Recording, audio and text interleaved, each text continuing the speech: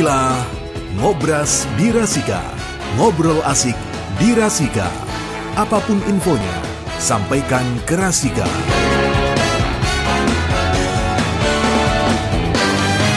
Ya, saatnya kita di Ngobras Berpalekat berbicara pemilu santai lebih dekat bersama KPU Kabupaten Pekalongan.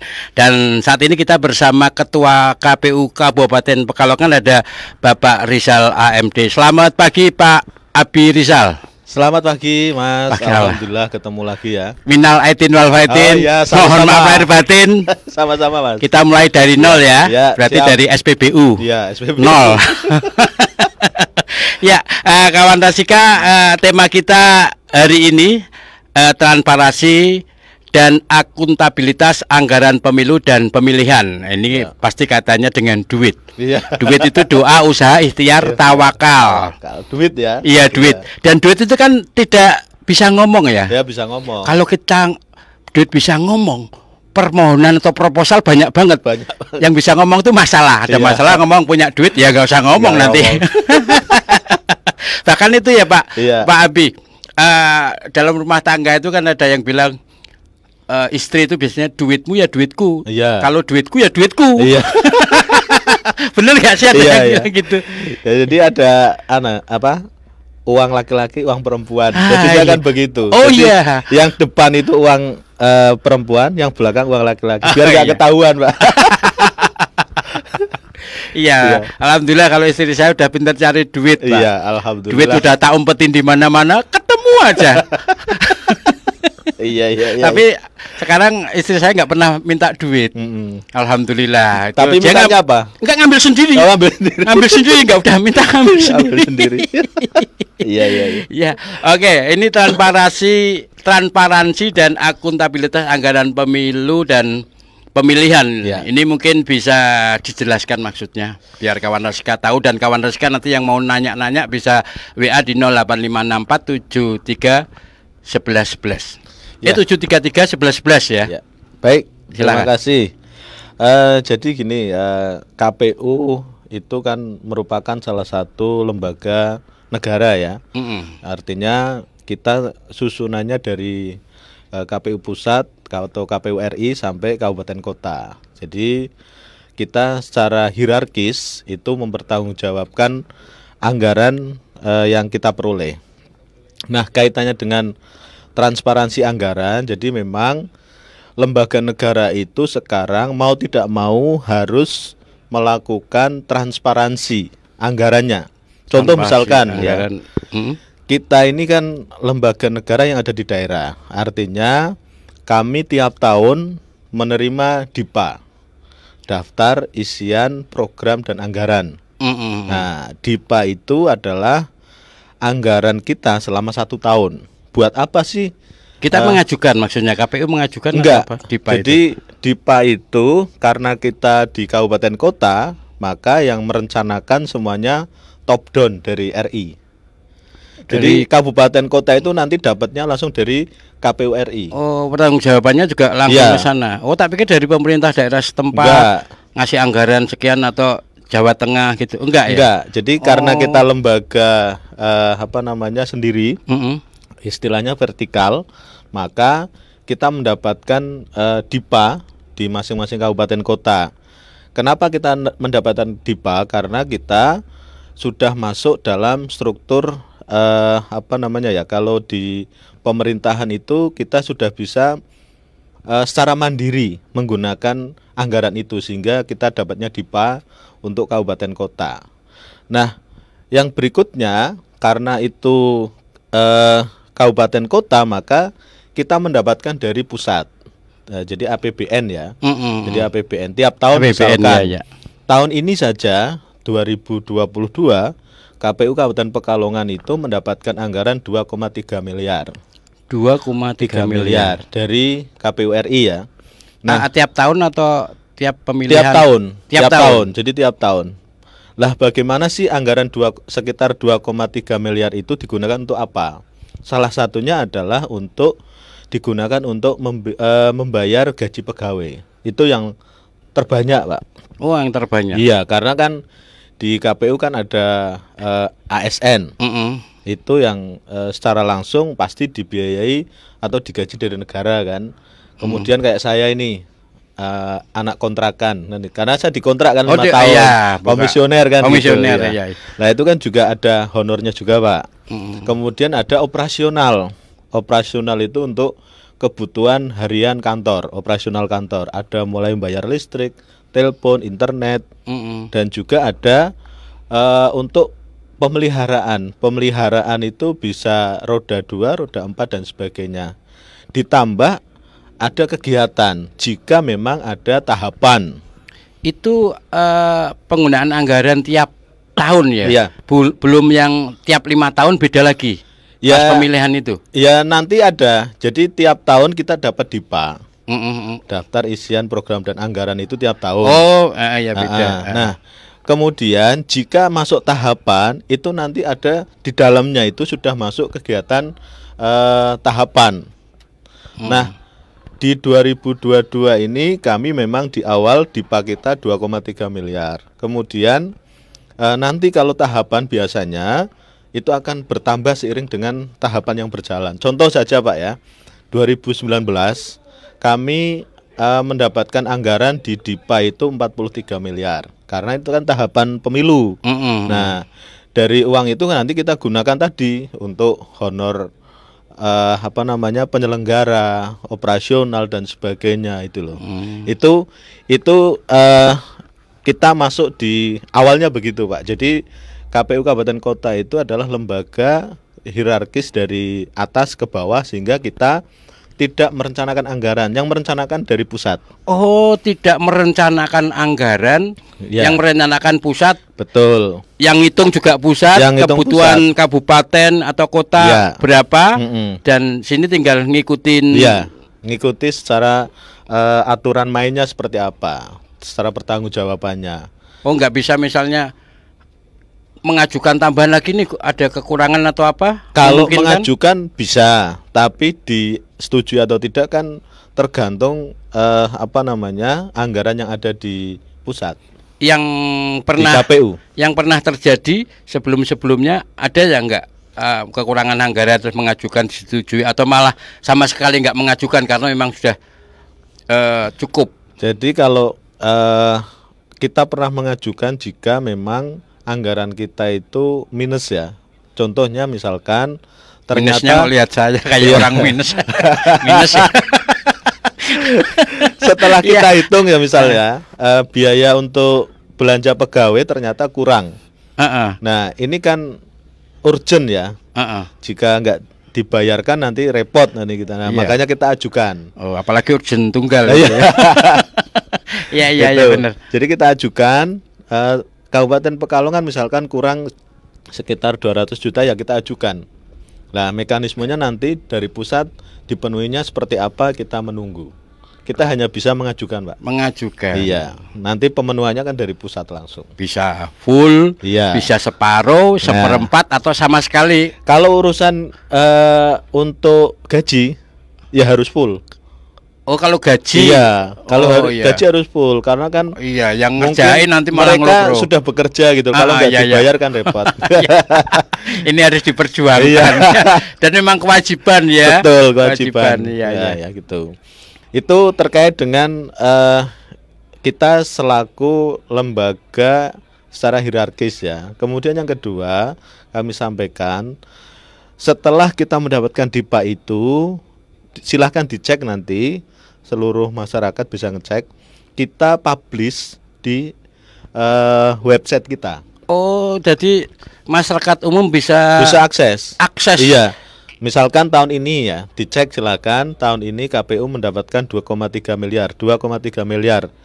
Kegiatannya untuk apa? Silakan dicek di website.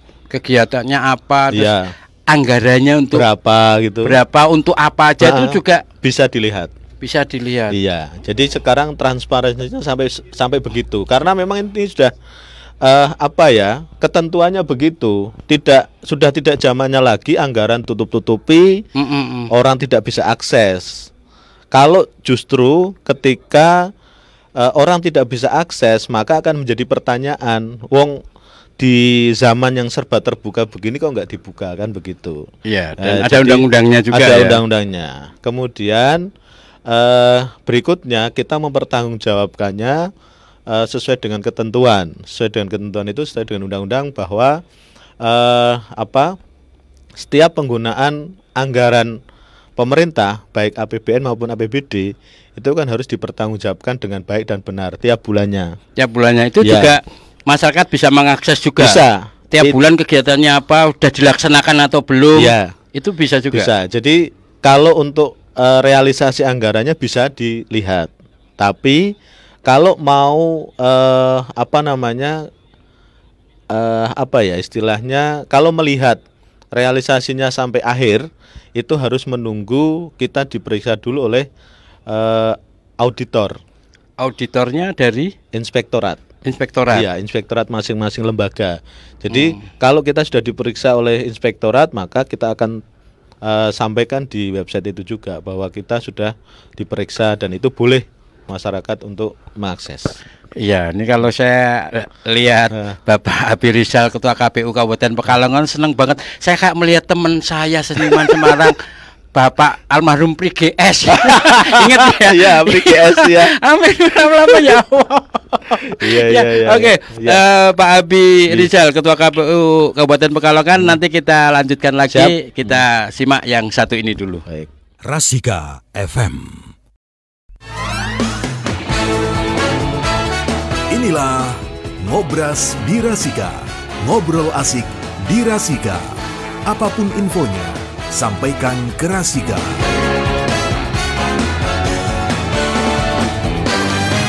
Ngobrol asik di Rasika, apapun infonya sampaikan ke Rasika. Dan kita masih di Ngobras berpalekat, berbicara pemilu santai lebih dekat bersama KPU Kabupaten Pekalongan. Dan temanya masih mengusung tentang transparansi dan akuntabilitas anggaran pemilu dan pemilihan. Nah, ini sekarang saya mau nanya tentang ini, penganggaran pemilihan dan pemilu itu beda nggak sih? Anggarannya dari mana itu? Jadi gini Pak Mas Jamil, jadi pertama perlu dibedakan sesuai dengan undang-undang itu kalau pemilu itu anggarannya dari APBN. Pemilu itu 5 tahun sekali. Ya, pemilu itu untuk memilih presiden, DPR, DPRD dan DPD. Itu anggarannya dari APBN. APBN, semuanya dari APBN. Dan ini kayaknya 2024 kemarin Presiden menginstruksikan supaya dibantu pembiayaannya dari APBD, dibantu. Tapi kan itu mungkin sunnah.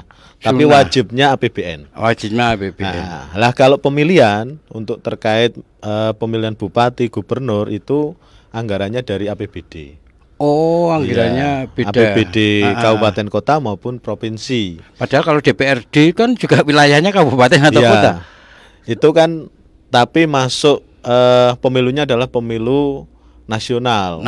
Iya, karena masuknya pemilu nasional, milih DPR, DPRD itu masuk pemilu nasional. Nah, ini kalau pemilu tingkat kabupaten kota, pemilihan tingkat kabupaten kota yaitu pemilihan bupati, wali kota maupun gubernur itu yang membiayai APBD.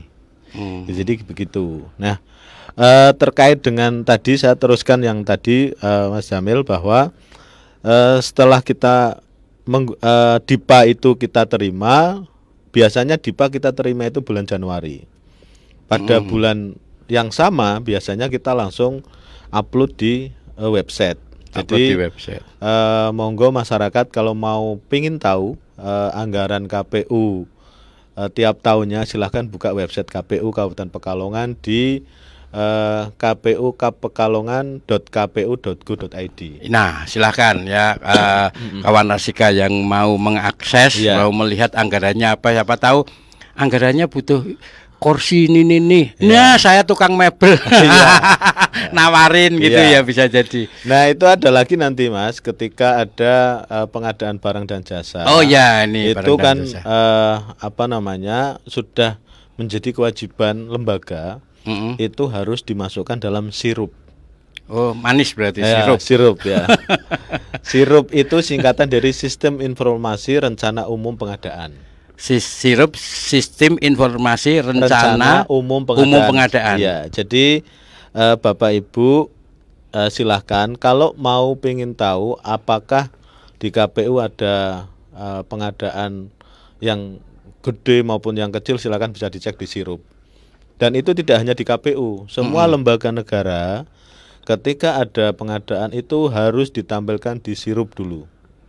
Baik itu pemerintah daerah, dinas-dinas maupun lembaga-lembaga vertikal seperti KPU itu harus ditayangkan dulu, diupload di Sirup, sehingga orang tahu. Gitu.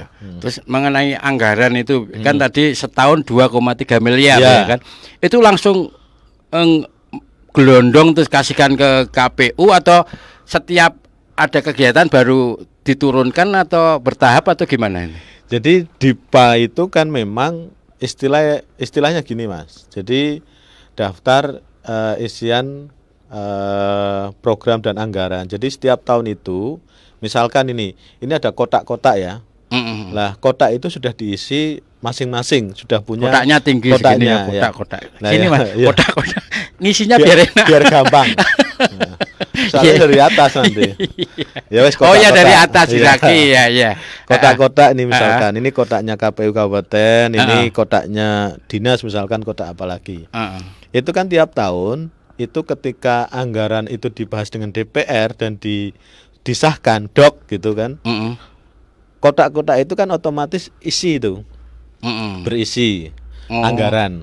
Nah, penggunaannya sesuai dengan ketentuan kebutuhan, misalkan untuk tiap bulan untuk bayar gaji, ya kotak itu nanti kerannya dibuka sedikit untuk bayar gaji gitu loh, sesuai dengan kebutuhannya. Ya, artinya KPU punya misalnya kayak rekening khusus. Iya, rekening khusus sendiri ya kan. Oh, berarti udah masuk ke rekeningnya, tinggal tadi ya, butuhnya apa diambil. Oh iya. Jadi ayam kalau udah masuk rekening itu kan ayam ya. Saya kalau misalnya ada job kalau udah masuk rekening DP udah ayam. Mau tak gunain apa? Tapi kalau masih di awak-awak kan bisa jadi nanti ada perubahan atau apa. Betul. Gitu. Jadi itu penggunaannya ada mekanismenya. Kalau di kita, karena kita instansi vertikal, maka ada satu lembaga lagi, KPPN. Ada KPPN itu? KPPN itu adalah kantor perwakilan bendahara lah, bendahara negara. Perbendaharaan negara. Perbendaharaan negara maksudnya dia per kabupaten di.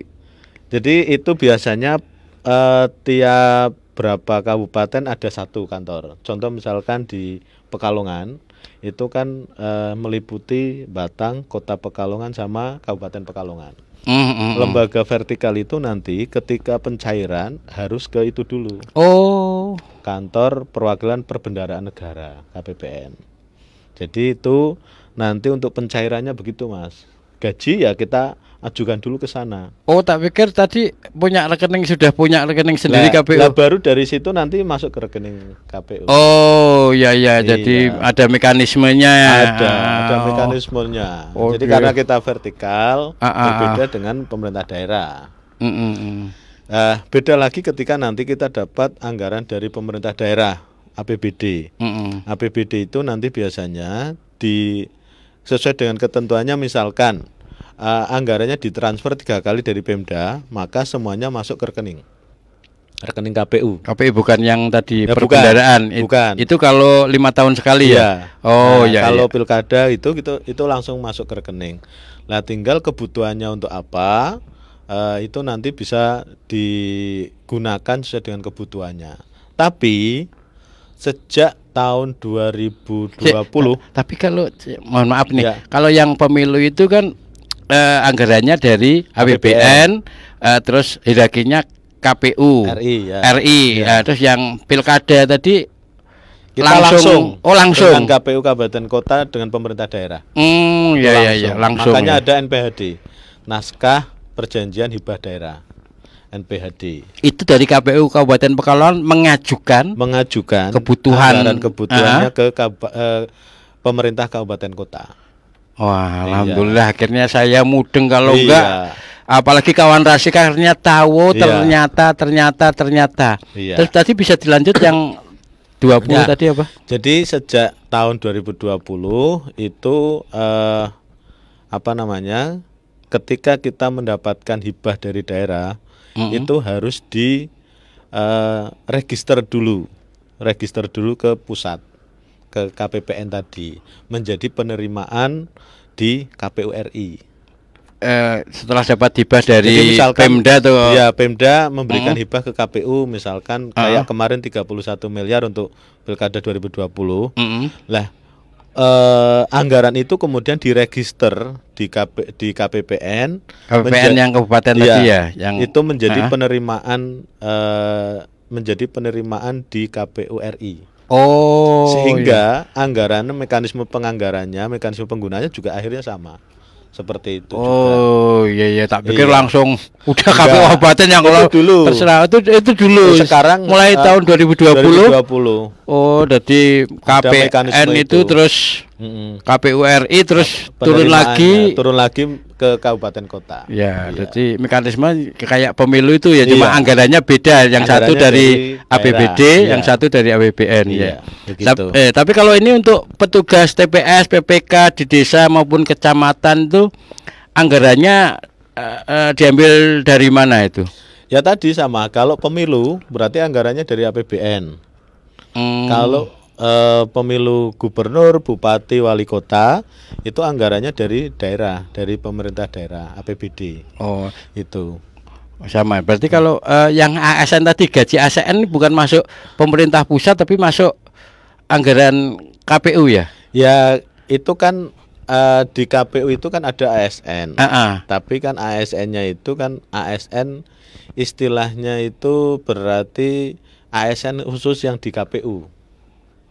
Jadi ASN KPU. Jadi tadinya ASN-nya ASN Kabupaten Kota. Nah, kemudian alih status menjadi pegawai KPU.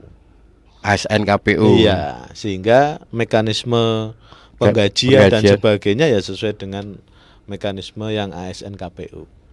Tak pikir hampir sama, cuma ASN ditempatkan di KPU, gajinya dari pemerintah pusat atau pemerintah daerah. Ya tetap gajinya dari APBN, Pak.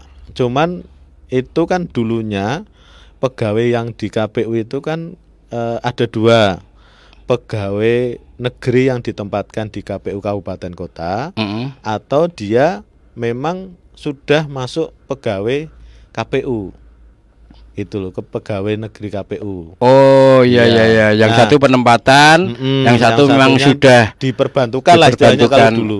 Nah, kemudian seiring berjalannya waktu ada ini kebijakan, silahkan kalau pegawai daerah mau alih status menjadi pegawai KPU dipersilahkan, sehingga sekarang sudah alih status semuanya menjadi pegawai KPU. Iya. Ya, tapi ini dalam pelaksanaannya itu ada nggak seperti mungkin ketidaksesuaian atau kerepotan masalah anggaran, atau semuanya lancar-lancar saja, dana yang benar-benar bisa turun sesuai dengan harapan? Kalau melihat pengalaman saya dari pemilu ke pemilu, terus dari pemilihan bupati ke pemilihan bupati, alhamdulillah kita nggak ada kendala, Mas. Nggak ada kendala. Artinya anggaran itu sudah tersedia. Malah kadang anggaran itu akhirnya banyak yang kita kembalikan karena memang kita serapan kita hanya segitu gitu loh.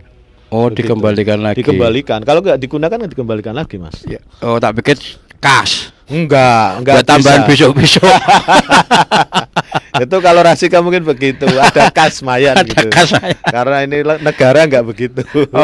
Secara anggarannya semakin tinggi berarti besok keluarnya bisa lebih banyak lagi atau apa gitu ya modelnya. Iya, oke kawan Rasika, nanti kita lanjutkan lagi ngobrol berpalekat, tapi kita simak dulu yang satu ini. Rasika FM. Inilah Ngobras di Rasika. Ngobrol asik di Rasika. Apapun infonya, sampaikan ke Rasika.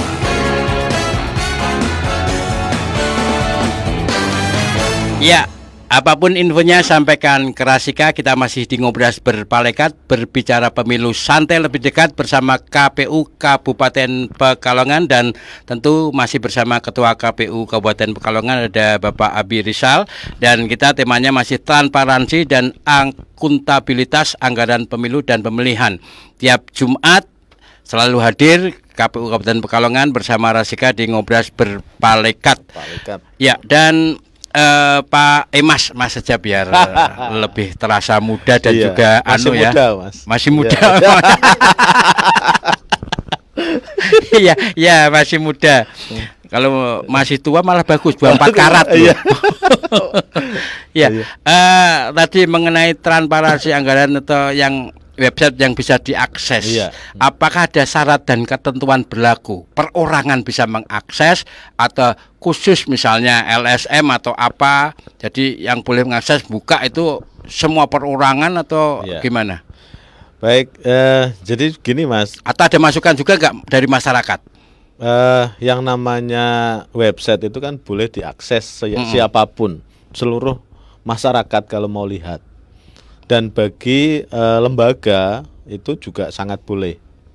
Jika memang membutuhkan informasi, baik itu anggaran, hasil-hasil pemilu dan sebagainya yang memang kita sudah publish, yaitu bisa langsung. Kita ada namanya PPID, Pejabat Pengelola Informasi dan Dokumen. Oh ya, PPID. Jadi setiap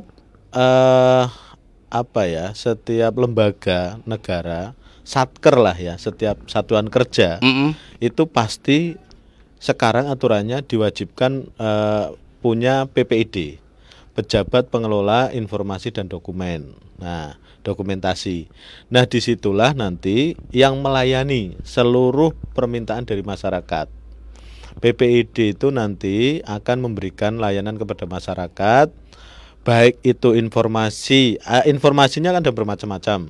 Ada informasi yang diperbolehkan, ada informasi yang serta-merta, ada informasi yang dikecualikan, dan ada informasi yang dibutuhkan sewaktu-waktu. Itu bisa diakses. Bisa dirinci satu-satu tak? Informasi yang tidak diperbolehkan. Informasi yang diperbolehkan. Yang diperbolehkan. Itu informasi, seluruh informasi yang memang sudah menjadi hasil produk hukum ya. Misalkan satu, informasi perolehan suara masing-masing parpol, pemilu maupun pilkada, itu boleh diakses. Nah, informasi yang serta-merta itu ya sama sebenarnya informasi yang diperbolehkan tadi. Kemudian informasi yang dikecualikan. Informasi yang dikecualikan itu adalah informasi yang mengandung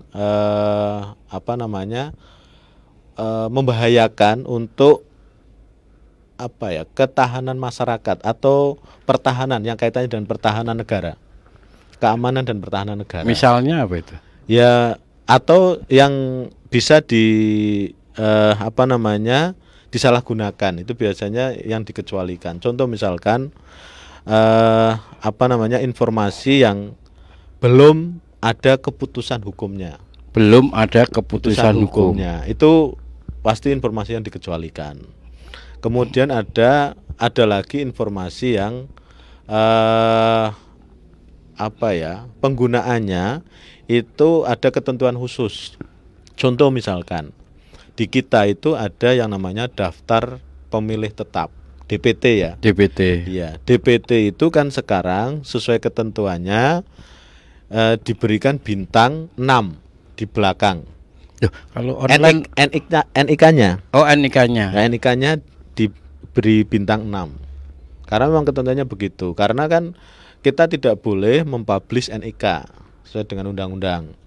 Nah, kebijakan itu akhirnya diambil alih oleh pusat.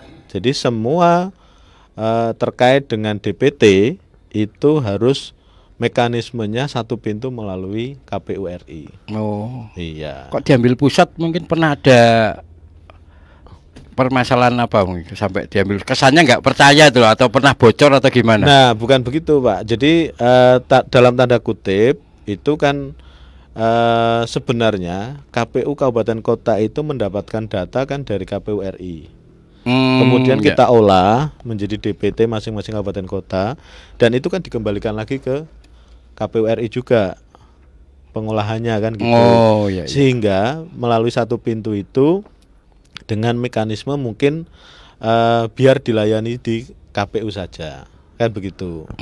Untuk khusus DPT Pak, DPT karena DPT itu kan memang data pemilih, kalau di kita itu dibintangi 6. Jadi 6 digit NIK terakhir sama NKK itu dikasih bintang.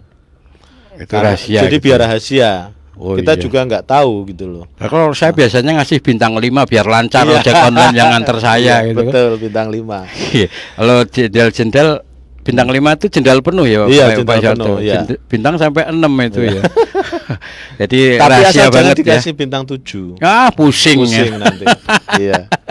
Dan udah mulai terasa ini pusing. Iya. Iya, tapi tetap meskipun pusing akhirnya paham juga tentang tadi ya, kawan Rasika mungkin juga ikut paham tentang transparansi, akuntabilitas anggaran pemilu dan pemilihan, sumber dana, anggarannya untuk apa, bahkan websitenya bisa diakses. Jadi kita tahu semuanya. Jadi ini adalah era keterbukaan. Betul. Ya kan. Ya oke. Mungkin untuk closing statement apa yang ingin disampaikan untuk menjelang pemilu 2024 serentak ini dan juga kaitannya dengan akuntabilitas anggaran pemilu dan pemilihan. Silakan. Jadi saya lanjutkan tadi dulu ya. Jadi untuk terkait dengan DPT, Kementerian Dalam Negeri akhirnya membuat kebijakan sekarang seluruh akses NIK itu diambil alih di Kementerian Dalam Negeri. Seluruh akses seluruhnya. NIK. Iya, jadi sekarang lembaga-lembaga yang mau mengakses NIK dikasih cas biaya 1.000 per NIK. Per NIK 1.000. Per NIK 1.000. Jadi itu sudah itu masuk dalam pendapatan negara non pajak. Itu iya, jadi kebanyakan akhirnya yang mengakses NIK sekarang itu adalah fintech. Nah, mungkin Mas Jamil pernah namanya selfie pakai KTP. Nah, itu udah jelas itu. Iya. Itu fintech begitu yang akses. Itu sudah dikenai biaya 1.000 sekarang. Jadi karena mereka mengakses NIK. Jadi NIK itu sekarang sudah menjadi domainnya Kementerian Dalam Negeri, dan itu boleh lembaga mengakses dengan biaya per NIK 1.000. Nah, saya nggak tahu prakteknya itu sudah berjalan atau belum, dan siapa saja yang boleh akses nanti bisa ditanyakan mungkin ke lembaga-lembaga fintech itu. Iya. Ya. Kalau untuk closing statement Mas Jamil, jadi ini kan mumpung belum tahapan. Bagi masyarakat Kabupaten Pekalongan yang ingin tahu terkait dengan tahapan, program dan anggaran pemilu 2024, silahkan bisa akses ke website KPU atau datang langsung ke KPU, dan juga media sosial kita. Kita sangat aktif. Media sosial juga aktif, update terus. Iya. Kemudian websitenya juga bisa langsung datang ke KPU, menemui petugas PPID, pejabat penyelenggara informasi dan dokumentasi, pengelola informasi dan dokumentasi. Kalau mau minta data, silahkan mengisi form PPID yang kita sediakan. Iya, dan di sana bisa ngopi-ngopi, ngobrol lebih santai mungkin. Karena ada petugasnya yang siap dan melayani siapapun ya. Dan sekali lagi harus bawa fotokopi KTP. Harus izin dulu sebelumnya atau langsung mendadak? Langsung datang nggak apa-apa. Yang penting bawa fotokopi KTP. Karena memang ketentuannya begitu. Ketentuan PPID itu kalau siapapun masyarakat yang meminta harus ada fotokopi KTP. Biar jelas permintaannya dari siapa, ada dokumentasinya. Begitu Mas. Tujuannya apa? Iya, tujuannya apa. Iya. Oke, luar biasa. Terima kasih Pak sami-sami, Abi Rizal, Ketua KPU Kabupaten Pekalongan, dan kawan Rasika. Banyak hal yang bisa kita dapat dari KPU Kabupaten Pekalongan kaitannya dengan akuntabilitas dan anggaran pemilu dan pemilihan dari A sampai Z. kita akhirnya akan tahu keseluruhan dari KPU, kerjanya dan seterusnya yang bisa kita simak di Ngobras Berpalekat berbicara pemilu santai lebih dekat tiap hari Jumat jam 10 sampai jam 11. Sekali lagi terima kasih Pak Abi Rizal, sehat selalu, lancar rezekinya, sukses, amin. Panjang semuanya. Umur. Buat salam juga buat teman-teman KPU Kabupaten Pekalongan. Baik, terima kasih, matur nuwun. Ya kawan Rasika, demikian tadi sekali lagi Ngobras Berpalekat. Kalau pengen ngikutin terus bisa akses juga di Rasika TV Official dan juga di websitenya atau media sosialnya KPU Kabupaten Pekalongan. Dan nanti kita lanjutkan lagi ngobras. Kita simak dulu yang mau lewat ini.